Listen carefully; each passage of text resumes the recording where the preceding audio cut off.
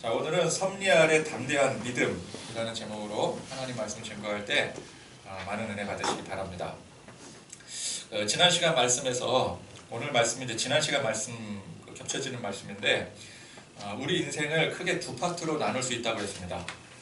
그 기점은 세상 기준이 아니라 우리는 예수님을 만난 기점이 된다고 했죠. 예수님을 만나서 새 사람이 된 때, 그 전은 전반기 인생이라고 볼 수 있고 그 이후는 후반기 인생이라고 볼 수 있다고 했습니다. 이것은 나이와 상관없고 어떤 우리 생의 업적과도 상관이 없습니다. 어렸을 때 내가 예수님 만나서 새 사람이 되었다. 그러면 그때부터가 그 사람의 인생의 후반기가 되는 거예요. 죽기 직전에 예수님 만나 고백했다. 그러면 그 순간이 바로 그 사람의 인생 후반기가 되는 것입니다. 전반기 인생은 복잡한 인생이라고 했습니다. 왜? 여러분 삶이 복잡하지 않습니까? 세상이 복잡하지 않습니까? 이 복잡한 세상을 하나님 도움 없이 살아야 되기 때문에 복잡한 인생이 될 수밖에 없는 거예요. 그에 반해 후반기 인생은 단순한 인생입니다. 세상이 아무리 복잡해도 우리를 도우시는 하나님이 계시기 때문입니다. 그래서 우리는 하나님 앞에 우리의 모든 일을 맡기면 그 어떤 일이건 하나님이 우리와 함께 하시기 때문에 사실 우리가 복잡할 게 없는 거죠. 하나님이 복잡하십니까? 하나님도 복잡하실 게 없어요. 그러니까 우리가 우리 힘으로 해결하려고 하면 복잡하지만 하나님이 능히 도와주시고 해결해 주신다면 복잡할 게 없는 것입니다. 성경의 바울의 인생을 보면은 자, 세상적인 관점 기준으로 볼 때 그의 인생 전반기보다 후반기가 훨씬 복잡해 보였습니다. 그죠? 전반기 인생은 탄탄대로였죠. 출신 배경 좋았죠. 또 지나온 과정이 좋았죠. 걱정 하나 할 것 없는 인생이었습니다. 그죠? 그대로만 가면은 뭐 높은 명예, 또 부와 명예 모든 것을 거머쥘 수 있는 그런 인생이었습니다. 그러나 예수님 만난 이후의 후반기 인생은 고난의 인생이었습니다. 죽을 고비를 숱하게 넘기고 지금도 보면은 어찌어찌 이렇게 잡혀와 있는 신세 아니겠습니까? 그래서 후반기 인생이 훨씬 복잡해 보입니다. 그러나 우리가 영적으로, 신앙적으로 볼 땐 전반기 인생이 복잡한 인생이었더라는 거예요. 진리 없이, 하나님 도우심 없이 그렇게 살아가게 되니 겉으로 보기에는 탄탄대로로 보여도 사실은 매우 복잡한 인생인 것입니다. 아무것도 해결할 수 없는 인생이라는 거예요. 후반기 인생이야말로 하나님의 섭리, 성령님의 인도하심으로 보기와는 달리 단순한 인생인 것입니다. 이렇게 잡혀와서 고난을 당해도 사실은 하나 복잡할 게 없는 인생이에요. 우리 인생이 단순한 인생이 돼야 됩니다.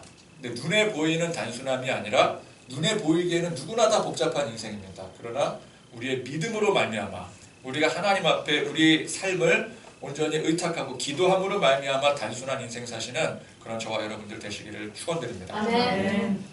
자, 그렇게 바울이 스스로 삶을 단순화시키니 정작 자신은 복잡할 게 하나도 없었습니다. 복잡할 게 없으니까 걱정 근심할 일이 있습니까? 걱정 근심할 일이 없는 거죠. 사람들이 볼 때는 야, 저거 걱정할 일 아니냐? 너 죽을 고비를 넘기는데 좀 죽을지도 모르는데 저것만큼 걱정되는 일이 없냐? 아니냐? 그렇게 생각해도 바울은 정작 그게 그렇게 걱정되는 일이 아닌 거예요. 하나님 앞에 맡겼죠. 설령 죽더라도 죽는 게 끝이 아니잖아요. 우리 믿는 사람들은 죽는 게 끝이 아니고 우리 다음 세상 주님이 예비하신 천국으로 가지 않겠습니까? 천국에 대한 소망이 있지 않겠습니까? 그래서 우리 궁극적으로 걱정 근심이 없는 겁니다. 예루살렘에 들어가면 무슨 일이 벌어질지 알 수 없고 생명의 위협까지 느끼고 그럴지라도 여기에 들어가라고 명하신 분이 누구세요? 성령님이시잖아요. 그죠? 그러니까 성령님이 예루살렘에 들어가라 명하셨으면 그냥 그 말씀에 순종하면 되는 거예요. 무슨 일이 일어나건 그건 성령님의 책임이고 내 책임이 아닌 것입니다. 얼마나 간단합니까? 그러면 그 다음에 무슨 일이 어떻게 벌어질지 이 또한 성령님이 인도하시는 대로 따르면 되는 거예요. 그래서 바울이 담대할 수 있었던 것이었습니다. 그 지난 시간 말씀에서 이제 드렸던 예화에 그 아버지 백 믿고 큰 형아한테 초등학생이 자기보다 훨씬 큰 형아한테 아버지 백 믿고 냅다 가서 발로 걷어찬 이야기 기억나시죠? 자, 동네 덩치 큰 형한테 얻어맞던 아이가 자기 아버지가 딱 등장을 하니까 덩치 큰 아버지가 등장을 하니까 갑자기 기세등등해서는 그 형에게 다가가서 씩씩거리며 다가가서 냅다 발로 차버렸더라는 것이죠. 어떻게 그럴 수 있었어요? 내 뒤에 아버지가 있으니까. 난 내 아버지를 믿고 이렇게 할 수 있다. 아버지가 없으면 어때요? 굉장히 복잡해지는 겁니다. 그죠? 아버지 없으면 설설 기어야 돼요. 두드러 맞아야 돼요. 그러나 아버지가 뒤에 계시니 뭐 복잡하게 생각할 이유가 없는 거예요. 고민할 필요가 없는 거죠. 다윗이 골리앗을 어떻게 잡았다고요? 그렇게 잡은 거예요.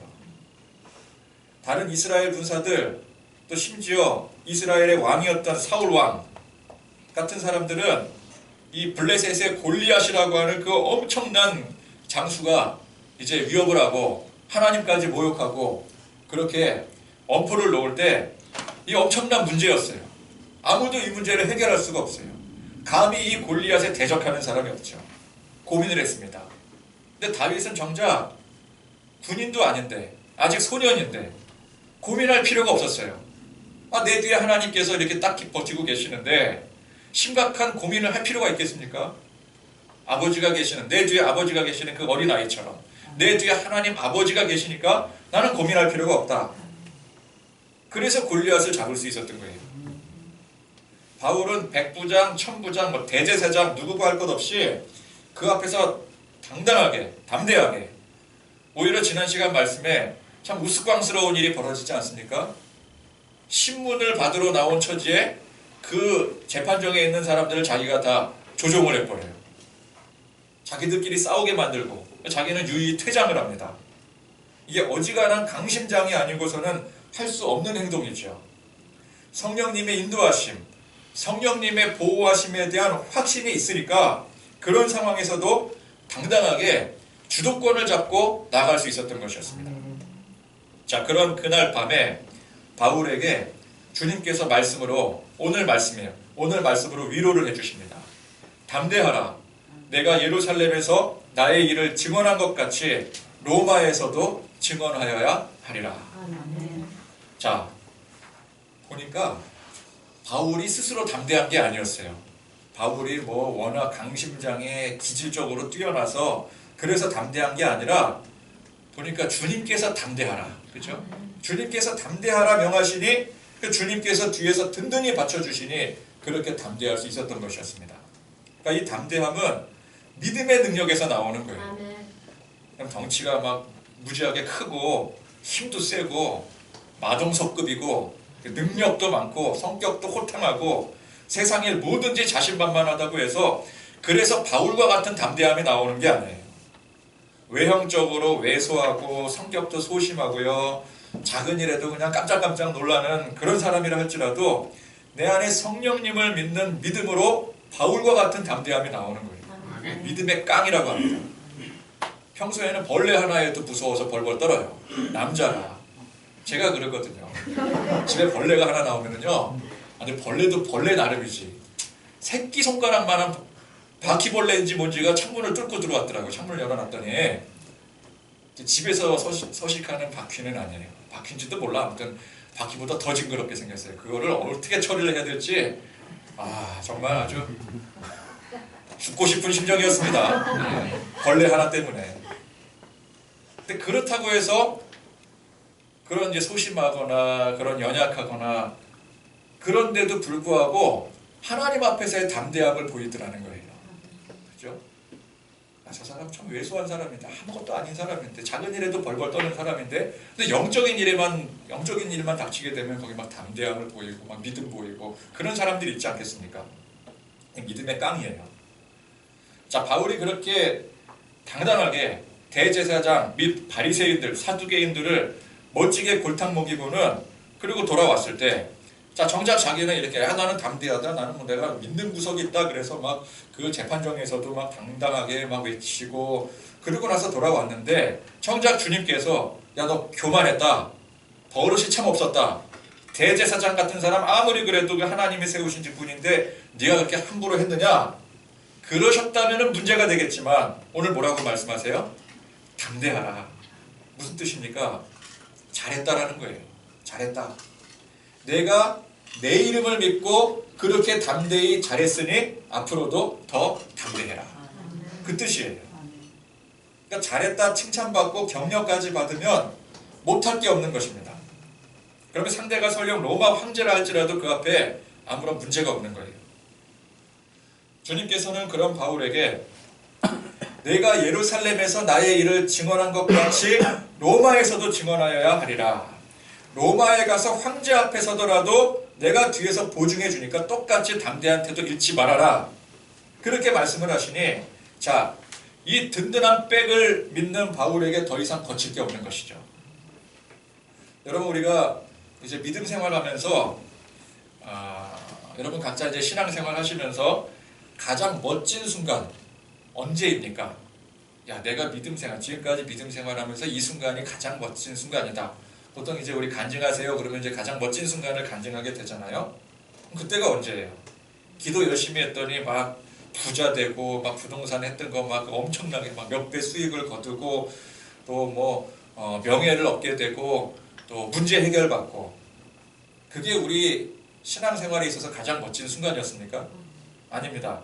주님께서 내 안에 언제나 나와 함께 하시니 담대하라고 말씀하시는 순간입니다. 담대하라는 그 말씀의 확신을 얻는 순간입니다. 말씀을 통해서 내가 믿음의 확신을 얻는 거예요. 여러분, 그 순간이 우리 신앙에 있어서 가장 멋진 순간이에요. 그렇게 고백하시기를 바랍니다. 세상 고난, 핍박, 문제투성이었는데 그럼에도 그런 문제들 앞에 하나님께서 당당해도 된다. 전혀 걱정하지 말아라. 내가 다 알아서 해준다. 이런 확신이 든다면 우리 세상에서 못할 게 없는 것입니다.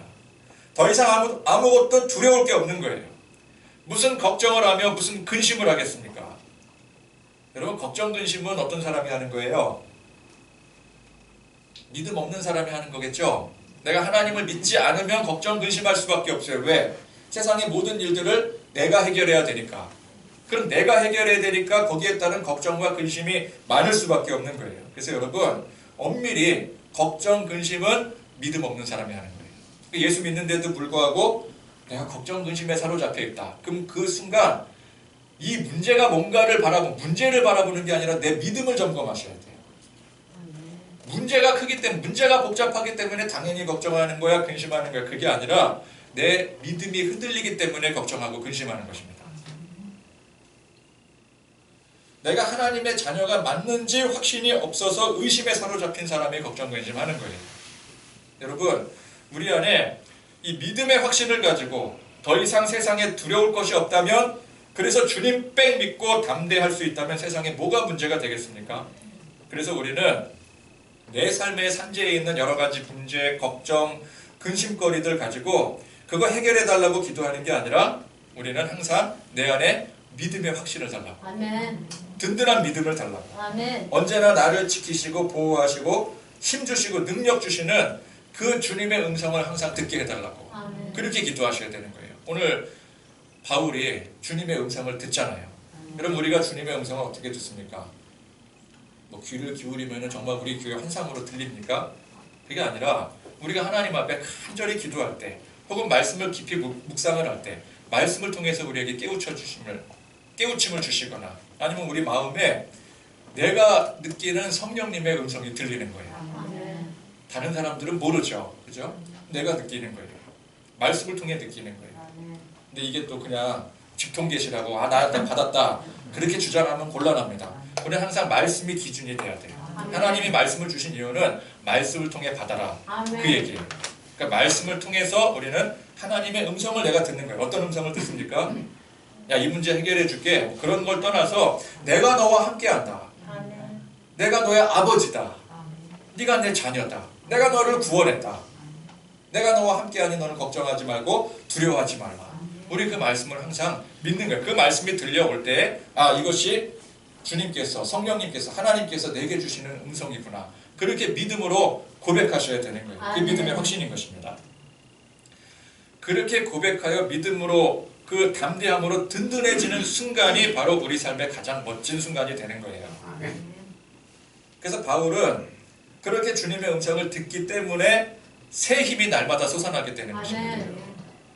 그러니 사선에 서서 죽을 고비를 숱하게 넘기면서도 이 사명을 힘있게, 능력있게 감당할 수가 있는 거예요.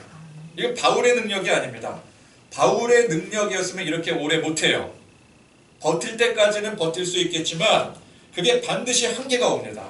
여러분, 사람 멘탈에 따라서 멘탈이 강한 사람은 오래 버틸 수 있어요. 멘탈이 약한 사람은 오래 버티지 못합니다. 근데 아무리 멘탈이 강한 사람도 버틸 수 있는 그 한계가 있어요. 그 한계를 넘어서면 결국은 버티지 못해요. 그죠? 바울처럼 이렇게 매 순간이 사선을 넘어 고난과 핍박 속에 이렇게 또 오늘 또 예루살렘에 들어왔는데도 또 이렇게 핍박받아. 그 사람의 힘이라면 아무리 멘탈이 강한 사람도 다 그 이전에 무너지게 돼 있어요. 그러나 주님의 능력이니까 할 수가 있는 거예요. 아멘. 주님이 능력 주시니까 붙들어 주시니까 버틸 수가 있는 거예요. 아멘. 나는 힘들고 지쳐도 주님께서 그 가운데 항상 북돋아 주시고 또 일으켜 세워주시고 나는 쓰러지고 있는데 주님께서 막 일으키시는 거예요. 여러분 우리가 그럴 때 있잖아요. 나는 분명히 쓰러져 있는데 나는 지쳐 있는데 누군가가 나를 질질 끌고 가는 것 같아. 그래서 내가 지금 이렇게 버티면서 하고 있어요. 그렇게 고백하시는 분들 많지 않습니까? 나는 분명히 지금 쓰러져야 되는데 누군가가 질질 끌고 가는 거예요. 막 일으켜 세우는 거예요. 막 일어나 임마 이러면서 일으켜 세우고 안 일어나니까 막 두 손으로 받쳐가지고 막 앞으로 막 걸어가게 해요. 누가 그렇게 하시겠습니까? 우리 안에 성령님께서 그렇게 인도하시는 거예요. 그렇게 힘주시고 버텨주시니까 우리가 할 수 있는 거예요. 내 능력으로 하는 게 아닙니다. 그래서 끝까지 할 수가 있는 거죠. 자, 일단 예루살렘에 들어와서 이런 고비 속에서 이렇게까지 해온 것이 이게 주님의 뜻이었습니다. 자, 주님께서는 이제 바울이 했던 일을 잘했다 칭찬하시고 격려하시고 더 힘을 북돋아 주시니 그 여파로 이제 로마에까지 들어가서 증언을 해야 된다라고 말씀을 하고 계셔요. 자, 여기서 오늘 이 말씀에서 바울이 왜 예루살렘에 들어오게 되었는지 그거를 알 수가 있는 거죠. 우리는 물론 성경 뒤에까지 다 읽으신 분들은 다 아시겠지만 그 앞에서부터 차례대로 이제 진도를 나갈 때 바울이 예루살렘에 들어가잖아요. 성령의 인도하심으로 예루살렘에 들어가잖아요. 근데 많은 사람들이 어떻게 해요? 주변의 사람들이 다 말리죠. 들어가면 큰일 난다고, 죽는다고. 지금 바울의 원수들이 예루살렘에서 대기하고 있다고. 막상 들어오니까 정말 그 대기 탄 사람들이 바울을 체포해서 지금 죽을 고비를 넘기고 겨우 지금 로마 시민권 그거 이용해서 지금 겨우 살아나온 거 아니겠습니까? 그럴 때 왜 성령님은 이 바울을 예루살렘에 들어가게 하셨는지 그 누구도 모르잖아요. 바울도 모르는 거예요. 고난의 길, 아무 결실도 없을 그곳에 왜 들어가라고 하시는지 모든 사람들이 다 반대했었습니다. 그러나 오늘 말씀에 이제야 알고 보니까 이 모든 일들이 예루살렘을 거쳐서 로마에 들어가게 하시는 주님의 큰 뜻에 있었더라는 거예요. 자, 우리가 그 이후의 일을 모른다고 가정을 했을 때 그 진도를 나갔을 때 몰랐었는데 왜 바울이 예루살렘에 들어가는지 몰랐었는데 오늘 말씀을 통해서 비로소 예루살렘에 들어간 이유가 바로 여기에 있었구나라는 것을 알 수가 있는 것이죠. 예루살렘을 통해서 로마로 들어가게 하는 하나님의 뜻이 있었던 거예요. 그렇죠? 자, 바울이 로마까지 가서 복음을 전하건 하나님의 말씀을 증거하건 어쨌건 하나님께서 맡겨주신 사명 감당해야 된다는 사실을 아예 모르지는 않았었습니다. 그러나 현 시점에서 그거는 매우 막연한 일이었어요. 물론 바울이 처음 예수님 만나고 변화되었을 때도 그때 그 시점에서도 장차 마게도냐 지방까지 가서 지경을 넓혀 주의 복음을 전파한다는 사실은 굉장히 막연한 일이었습니다. 어쨌건 내 생각에 아무리 막연한 일이라도 성령님이 인도하시면 된다는 사실을 지금까지 바울이 경험해 왔던 거예요. 그죠? 그러니까 그러므로 그런 믿음으로 언젠가는 내가 로마에도 들어가서 복음을 증거할 것이다라는 그런 소망을 가지고 있었습니다. 그런데 로마와는 정반대인 예루살렘에 들어가라고 하셨으니 예루살렘에 들어가라고 명하셨을 그때만 해도 내가 로마로 가는 여정은 아직 먼 훗날이 될지, 근데 먼 훗날이 되기에는 내가 예루살렘에 들어가면 고난을 당하게 될 텐데 어떻게 로마로 들어갈 수 있을까? 이게 굉장히 막연한 일이 되는 거예요. 그러나 알고 보니까 이 예루살렘의 여정이야말로 로마로 들어가는 지름길이었더라는 거예요. 자, 그럼 왜 로마로 들어가는 이게 지름길이 되느냐? 자, 로마에 들어가는 방법, 바울이 로마에 들어가는 방법은 여러 가지가 있습니다. 이전처럼 열심히 지경을 넓혀 나가며 마게도냐를 넘어서 로마까지 들어가서 복음을 전파하는 방법이 있을 거예요. 뭐 지금까지 해왔던 복음 전도의 연장선 아니겠습니까? 근데 그렇게 하기에 이미 바울은 나이가 많이 들었어요. 그죠? 이게 전도 여행이라는 게 한 지역을 거기 들어가서 뚫고 들어가서 거기 탐색하고 거기 또 뭐 사람들 만나고 복음 전하고 교회 세우고 이게 한두 해에 끝나는 일이 아니잖아요. 근데 바울은 그렇게 로마에까지 들어가기에 나이가 지금 너무 많아요. 물론 전도 여행의 과정이 아니라 그냥 직행으로 로마로 들어가서 복음 전해도 돼요. 로마로 갈 수 있잖아요. 로마 시민권 가진 사람이니까. 나는 그냥 내가 그냥 로마로 가겠다. 로마로 가서 거기 가서 복음 전하면 되는 거죠. 근데 그것도 충분히 할 수 있는 일이었겠지만 성령님은 그런 방법으로 인도하시지 않으셨더라는 거예요. 왜 굳이 예루살렘을 통해서 로마로 가게 하셨는지 정확한 뜻을 우리는 알 수가 없습니다. 물론 이 과정을 보면은 바울이 이제 체포를 당하잖아요. 체포를 당했는데 로마 시민권의 그 권리를 이용을 해서 황제에게 상소를 하게 돼요. 그 황제에게 상소를 하게 된 로마 시민이 법정에서 내가 이 판결에 불복하고 이제 말하자면 상소를 하겠다 그럴 때 로마 황제에까지 상소를 할 수가 있어요. 그러면은 그 상소가 받아들여져서 로마에 가서 재판을 받게 되는 거죠. 그럼 어떻게 해요? 안전하게 직통으로 로마로 들어갈 수가 있는 거예요. 여러분 로마에 상소를 해서 재판을 받으러 가는 사람 그냥 보내겠습니까? 병사들이 호위를 해서 보내는 거예요. 뭐 죄수의 신분이건 뭐든 간에 철저하게 지키고 보호하는 가운데 로마로 들어갈 수가 있는 거죠. 그러니까 이보다 안전하게 들어갈 수 있는 방법이 없는 거예요. 그래서 야 바울이 로마에까지 이렇게 안전하게 가게 하시는 성령님의 큰 뜻이 있다. 그렇게 볼 수도 있습니다. 그런데 그러기에는 좀 석연치 않은 게 꼭 그런 방식을 통해서만 안전하게 갈 수 있는 건 아니잖아요. 바울은 여태껏 별로 안전하지 않은 방식으로 소아시아를 넘어서 마게도니아 지방까지 잘만 다녔어요. 어떤 방식으로든 하나님이 지켜주시면 되는 거잖아요. 그러니까 왜 성령님께서 바울을 예루살렘에 보내셨다가 다시 예루살렘에서 이 로마 황제에게 상소를 함으로써 로마로 들어가게 하시는지 정확한 이유는 잘 몰라요. 그죠? 그냥 뭐 하나님의 뜻이 있으셨다. 그렇게만 우리가 알 수가 있는 것입니다. 어쨌건 우리 주님의 뜻은 예루살렘을 통해서 로마로 향하게 하시는 데 있었더라는 거예요. 그리고 그 과정에 담대한 마음과 믿음을 주심으로 소신 있게 복음의 변론을 하는 그것이 주님의 뜻이었습니다. 그러니까 중요한 건 뭐예요? 바울의 이 여정 전부를 우리 주님께서 이미 계획하시고 인도하심으로 철저히 주님의 뜻 가운데 이루어 가시더라는 거예요. 다 주님께서 계획이 있으셔서 그래서 예루살렘에 들어가라고 명하신 것이고 거기서도 체포되었을 때 로마 시민권 이 권리를 이용해서 위기를 극복하게 하시고 그래서 상소를 하게 하고 로마로 들어가게 하시는 모든 여정이 바울이 그때그때 상황에 맞춰서 자기가 한 것 같았지만 그게 자기가 한 게 아니라 성령님이 그렇게 이미 계획하시고 치밀하게 계획하시고 인도하셨던 것이었습니다. 그걸 뭐라 그래요? 하나님의 섭리라고 하죠. 섭리. 자, 오늘 이 말씀을 보면은 야, 그래도 그렇지. 그럼 진작에 좀 가르쳐 주셨으면 그럼 바울도 좋고 주변 사람도 좋고 얼마나 좋겠습니까? 그래서 우리는 이 말씀 보면은 야, 왜 이 사실을 이제야 가르쳐 주시는가라는 생각이 들어요. 자, 바울이 처음에 성령님께서 예루살렘으로 가라 명하셨을 때 바울 입장에서는 이제 내 사명은 여기서 끝인가 싶을 정도로 위태한 상황인 거예요. 죽으러 가는 길이에요. 그 정도로 예루살렘은 위험한 곳이었습니다. 로마에 대한 소망은 물론 있었지만 그 시점에서 야, 이거는 현실적으로 불가능한 일이겠구나 싶었을 거예요. 그래서 예루살렘으로 목적지를 정하는 순간 사실상 로마로 향하는 그 소망은 접었을 거예요. 접지 않고서는 그 일을 감당할 수가 없는 거죠. 내가 뒤를 생각할 수가 없는 거예요. 그냥 죽으러 간다. 그 생각 가지고 들어가는 거예요.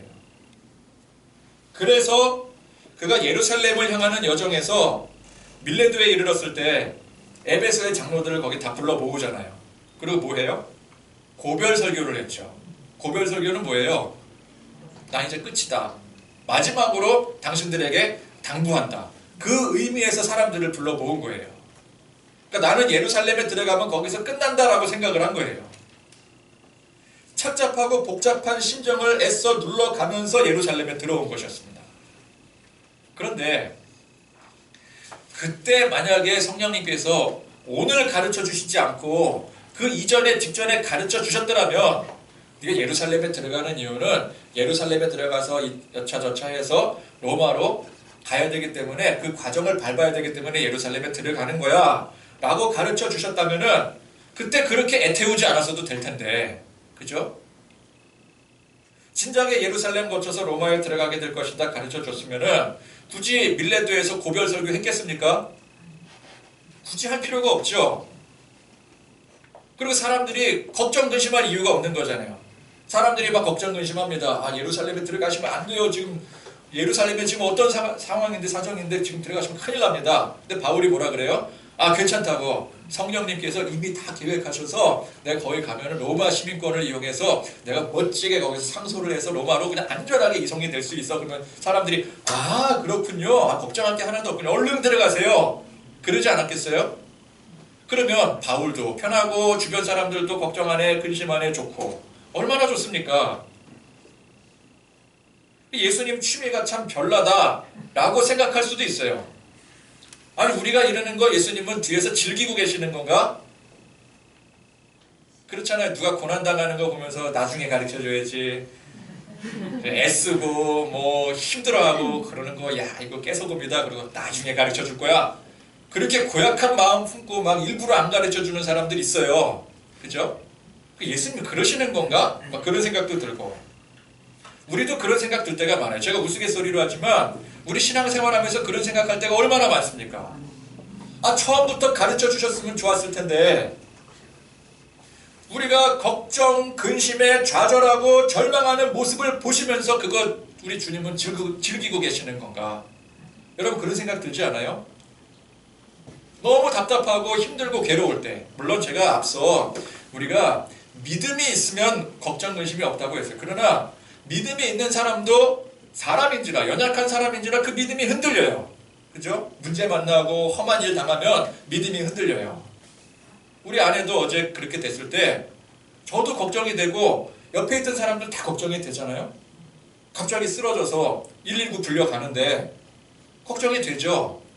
한편으로는 믿음으로 하나님 앞에 하나님 지켜주심을 고백하면서도 사람의 마음인지라 걱정이 되는 거예요. 근심이 되는 거예요.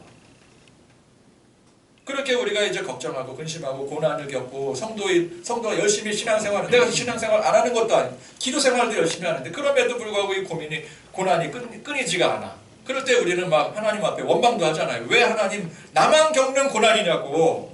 그죠? 왜 이러시냐고. 가르쳐 주세요, 제발. 내가 왜 이래야 되는지, 언제 이게 끝나는지 가르쳐 주세요. 근데 하나님 가르쳐 주십니까? 잘 안 가르쳐 주셔요. 그러니까 속이 타는 거죠. 근데 나중에 어때요? 보니까, 돌이켜보니까 그때 그랬었지 그러잖아요. 나중에 다 가르쳐 주시더라고요. 그럼 우리 그런 생각 들죠. 한편으로는 좀 망언이긴 하지만 괘씸하다는 생각도 들어요. 아, 친절하게 가르쳐 주셨으면 내가 이렇게 속 안 타도 됐을 텐데. 그죠? 우리 주님은 좀 고약한 취미를 가지고 계셔서 즐기고 계시는 건가? 그런 생각이 들어요. 그러나 저는 이 또한 훈련이라고 생각합니다. 두렵고 막연하기만 한 상황에서도 변하지 않는 믿음으로 오직 그 가운데 말씀 믿고 순종하는지, 결과를 모르는 만큼 그 모든 과정이 훈련이 되는 거예요. 알면 훈련이 되겠습니까? 로마까지 보내주신다고 안전하게 내가 보내줄 거니까 걱정하지 마, 그렇게 미리 말씀해 주셨으면 예루살렘으로 향하는 길이 죽으러 가는 길, 고난의 길, 그럼에도 불구하고 그걸 이기고 담대함으로 묵묵히 말씀 순종하는 길이 되지 않았을 거예요. 그죠? 그런 감동이 없는 거죠. 결단이 없는 거죠. 그러니까 이게 예수님의 취향이신지 아니면 우리를 훈련시키려 하시는지 어쨌건 간에 우리 인생 대부분의 상황에서 처음부터 방법이나 결과를 알려주시지 않으십니다. 항상 막연한 상태예요. 답이 없는 상황 가운데 우리를 끌고 가십니다. 하나님이 우리만 그러시는 게 아니에요. 성경에도 보니까 하나님의 사람들, 하나님께서 세우시고 이끄시는데 항상 그런 방식이셨어요. 처음부터 모든 계획을 다 말씀해 주시지 않으십니다. 말씀을 해 주시더라도 되게 두루뭉실하게 말씀을 해주세요. 아브라함에게 뭐라고 말씀하세요? 저 하늘의 별을 보여주시면서 장차 내 민족이 될 것이다. 민족은 무슨 민족이, 나 지금 아들도 없는데 말도 안 되는 얘기를 하고 있는 거잖아요. 그럴 때 아브라함은 뭐라고 생각해요? 에휴, 말도 안 되는 소리 하고 계셔. 그렇게 생각하시잖아요. 아브라함의 아내 사라가 100세가 되어서 90세 예, 죄송합니다. 정확하셔요.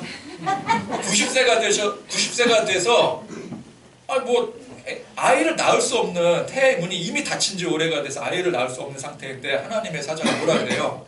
내년 이맘때 아이를 낳을 것이다. 그럴 때 사라가 어떻게 했어요? 웃었어요. 비웃은 거예요. 몰라도 너무 모르시네. 아무리 남자래도, 아마 그 사자 손님이 남자였잖아요. 아무리 남자가 그 여자의 생리에 대해서 모른다고 해도 저렇게 모를 수가 있을까? 그러고 웃은 거예요. 어쨌건 가르쳐 주지를 않으세요. 당장 가르쳐 주지를 않으세요. 그죠? 그래서 어떻게 해야 되는지 모르고 지금 주시는 말씀에 그저 순종해서 나가는 거예요. 아브라함 보고 뭐라 그래요? 떠나라. 그러니까 왜 떠나는지 몰라. 그죠? 알려주십니까? 안 알려주세요. 그냥 떠나래요. 다짜고짜 그냥 뭐 다 걷어치우고 다 떠나래요. 그럼 떠나는 거예요. 어디 가서 정착하래요. 왜 정착하는지도 몰라. 그냥 정착해요. 그러다 정착하다 보니까 다시 떠나래요. 그럼 왜 떠나요? 몰라. 그냥 떠나려니까 떠나는 거예요. 그럴 때 우리는 믿음이 중요한 것입니다. 그러니까 우리가 알아서 순종하는 게 아니에요. 어떻게 될지 전혀 모르는 상황에서 그럴지라도 주님께서 끝까지 인도하시고 책임져 주신다라는 믿음이 우리를 굳건하게 만들고 그 상황에서 우리 믿음이 성장하게 되는 것입니다. 그래서 훈련이에요, 훈련. 그럴 때 순종하는 게 그게 진짜 믿음이 되는 것이죠. 우리 생각에는 아닌 것 같지만 하나님 편에 그게 맞기 때문에 하나님은 그렇게 인도하십니다. 그러니까 하나님의 섭리는 큰 그림과도 같습니다. 이게 뭐 보통 종이에 그리는 그림이 아니에요. 수십만 평 이상의 대지에다가 그리는 그림이에요. 하나님께서 그 그림에 이제 구도를 잡으십니다. 그리고 거기다가 이제 스케치를 하시죠. 기본 스케치를 하셔요. 그리고 이제 그림을 그려 나가셔요. 근데 혼자 그리시는 게 아니고 우리한테 옆에 이제 붓이랑 연필이랑 그런 거 주시면서 여기서부터 여기까지 점 찍어라, 혹은 여기서 여기까지 선 그어라, 여기 무슨 색으로 칠해라, 그렇게 말씀을 하셔요. 근데 우리는 그리는 동안 그 그림이 뭔지 알 수 있습니까? 수십만 평이나 되는 대지에다 그리는데 그걸 어떻게 알겠어요? 근데 뭐 여기다 그려라, 여기다 점 찍어라 말씀을 하시는데 뭘 했는지도 모르고 막 했는데 이제 거의 다 완성이래요. 그럼 알 수 있습니까? 그래도 몰라요. 우리 몰라. 그런데 나중에 이제 완성이 됐을 때 하나님이 어떻게 하셔요? 우리를 이제 저 구름 위로 올려주시는 거예요. 그래서 이제 그림을 딱 보게 해주시는 거죠. 그때 그 그림이 어떤 그림인지가 보여지는 거죠. 그때는 볼 수가 있는 거예요. 그러니까 하나님의 그림이에요. 우리 인생이. 그죠? 그러니까 그 과정에 우리는 왜 그런지 모르지만 하나님은 다 아세요. 우리는 이게 맞는지 틀리는지 모르겠어요. 그러나 하나님이 말씀하실 때 그 말씀에 그저 하나님이 옳은 줄 알고 우리는 순종하는 것입니다. 마지막에 하나님께서 보여주실 때 혹은 가르쳐 주실 때 이것이 하나님의 뜻이었구나. 그것을 깨닫는 게 그게 바로 하나님의 섭리예요. 섭리의 과정을 우리는 알 수 없습니다. 보여도 그게 전부가 아닙니다. 그래서 우리 생각에는 틀린 것 같아요. 전혀 아닌 것 같아요. 그냥 뭔지 모르겠어요. 왜 나만 겪는 고난인지, 왜 해도 안 되는지 절망이 됩니다. 그러나 이 과정이 하나님의 섭리의 과정임을 믿는 게 중요한 것입니다. 아멘. 내 생각이나 내 이해가 중요한 게 아니라 하나님의 섭리를 믿는 게 중요한 거예요. 아멘. 왜 예루살렘에 들어가라 명하시는지, 내 생각에는 이게 도무지 이해가 되지 않더라도 그럼에도 불구하고 그것이 주님의 명령이라면 순종하는 거예요. 그게 옳은 줄 알고. 내 생각이 중요한 게 아니라 주님의 뜻이 중요하기 때문입니다. 우리는 하나님의 역사 속에 한 페이지를 걷는 사람이에요. 하나님의 역사는 한두 페이지로 끝날 정도로 간단하지 않습니다. 수천 년 이상을 지속해온 역사예요. 그 가운데 우리가 잠깐 스쳐가는 거예요. 한 페이지도 아니에요. 한 획을 스쳐가는 거예요. 그렇게 우리가 한 획을 긋고 나잖아요.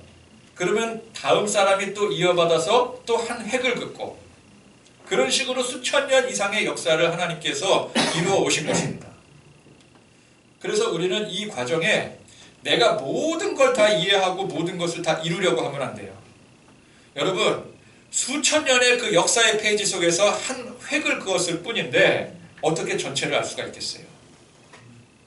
그 정도 가지고 어떻게 모든 것을 다 이룰 수 있겠습니까? 그러니까 여러분, 내가 다 알려고 하고 다 이루려고 하는 건 교만입니다.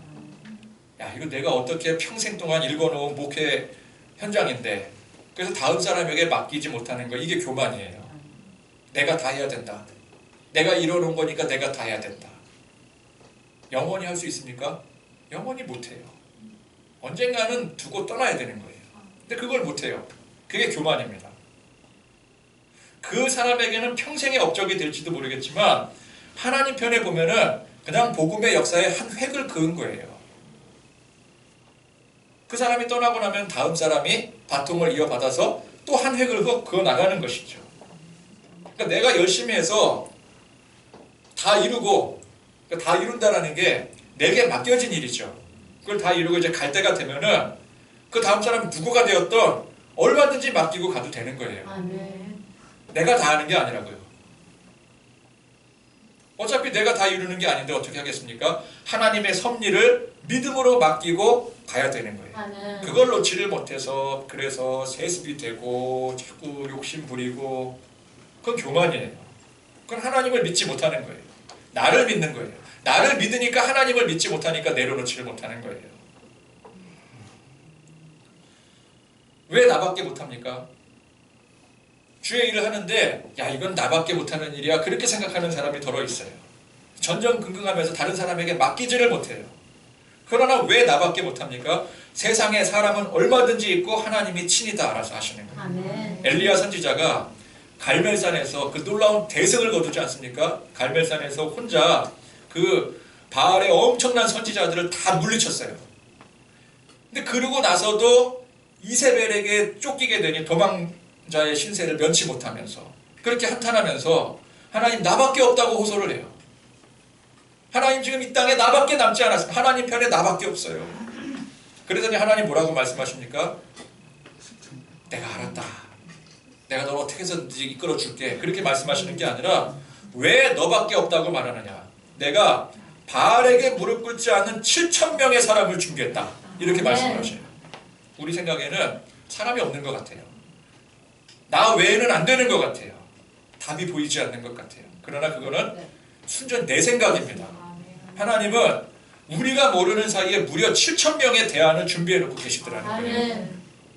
여러분, 우리가 하나님 말씀의 진리를 알아야 됩니다. 아멘. 제가 알아야 우리가 믿는다 그랬잖아요. 아멘. 여기서 안다라고 하는 건 복음을 알고 교리를 아는 걸 말하는 거예요. 아멘. 참 진리를 아는 게 중요한 아멘. 거예요. 그래야 하나님의 섭리가 어떤 것인지를 알 수가 있습니다. 이 핵심 진리는 반드시 알아야 되지만 그 외에는 몰라도 괜찮아요. 그러니까 제가 이거는 알아야 됩니다, 이거는 몰라도 됩니다, 이걸 잘 구분할 줄 알아야 돼요. 아멘. 참된 복음의 진리에 대해서는 우리가 반드시 알아야 돼요. 아멘. 그러나 그 외의 거는 몰라도 돼요. 아멘. 하나님의 무한하신 섭리를 우리가 알려고 해도 어차피 알 수가 없어요. 하나님께서 지금 일부러 가르쳐 주시지 않는다면 아무리 애를 써도 알 수가 없는 거예요. 내 미래 궁금하시죠? 우리 앞날, 이것보다 궁금한 게 어디 있어요? 근데 하나님이 안 가르쳐 주셔요. 그러면 몰라도 되는 거예요. 그렇게 하셔야 돼요. 성경 말씀에 진리 말씀이 있어요. 그런데 이 성경에 기록된 말씀 외에 자꾸만 다른 걸 알고 싶어요. 근데 하나님이 안 가르쳐 주셔요. 그러면 몰라도 되는 거예요, 그거는. 근데 그걸 자꾸만 알려고 다른 데 찾아가면 안 되는 거예요. 그러니 우리는 하나님께서 알려주시는 것을 알기에 힘써야 되는 것이지 알려주시지 않는 것을 알려고 힘쓰면 안 되는 것입니다. 아멘. 우리 인생 수많은 일들 대부분 우리가 잘 모르는 일들이에요. 그럴지라도 하나님이 언제나 내 곁에 계셔서 하나님이 나를 인도하신다라는 이 섭리를 믿는 그 믿음으로, 그래서 말씀처럼 격려받고 그래서 담대하게 바울처럼 살아가실 수 있는 그런 저와 여러분들 되시기를 간절히 축원드립니다. 아멘. 말씀 생각하시면서